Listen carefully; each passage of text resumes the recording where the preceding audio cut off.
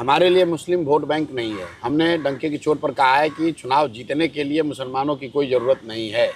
साथ में ये भी कहा कि लेकिन समाज को बदलने के लिए अगर व्यवस्था बदलनी है, समाज बदलना है, तो उसमें मुसलमानों की बड़ी भागीदारी है, क्योंकि उनकी 18-20% आबादी है। लेकिन अभी तक आप जैसे लोग या जो नेता हैं, पत्रकार हैं, उनके लिए मुसलमान सिर्फ चुनाव जीतने हारने के मैकेनिक्स और अर्थमेटिक का हिस्सा है। हमारे लिए मुसलमान उस अर्थमेटिक का हिस्सा नहीं है कि कितना % मुसलमान वोट दे देगा तो मैं चुनाव जीत जाऊंगा। मुसलमान हो या हिंदू हो, बिहार में अगर गरीबी है और 18% मुसलमान है तो सबसे ज़्यादा गरीब मुसलमान है। अगर बिहार से पलायन हो रहा है तो सबसे ज़्यादा नेचुरली मुसलमान समाज के बच्चे पलायन कर रहे हैं।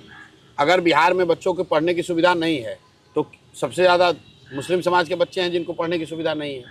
तो अगर शिक्षा सुधरेगी तो उसमें निश्चित तौर पर सबसे बड़ा लाभ मुसलमानों को होगा।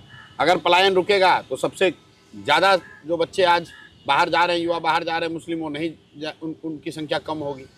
तो इसके लिए अलग से करने की क्या ज़रूरत है। जहाँ तक रह गई भागीदारी की बात, तो भागीदारी इसलिए सिर्फ नहीं है कम क्योंकि दलों में उनका रिप्रेजेंटेशन दल वाले नहीं दे रहे। दल वाले तो उनके साथ बेईमानी कर ही रहे हैं, लेकिन साथ साथ कहीं ना कहीं मुस्लिम समाज को भी खड़ा होना पड़ेगा, उनको भी लड़ाई लड़नी पड़ेगी, उनको भी जद्दोजहद करना पड़ेगा। बिना प्रयास किए किसी को कुछ नहीं मिलता है। तो अगर मुस्लिम समाज के लोग राजनीति में नहीं आ रहे हैं, किसी कारणवश उनका भरोसा नहीं है या उतनी उनको विश्वास नहीं है कि वो जीत सकते हैं, तो कैसे उनको रिप्रेजेंटेशन मिलेगा। जहाँ तक रह गई बात जनसुराज की, जनसुराज ने अपने आप कहा है सिर्फ मुसलमानों के लिए नहीं, कि समाज में जिसकी जितनी संख्या है उसके हिसाब से उस समाज के उतने अच्छे लोगों को भागीदारी दी जाएगी।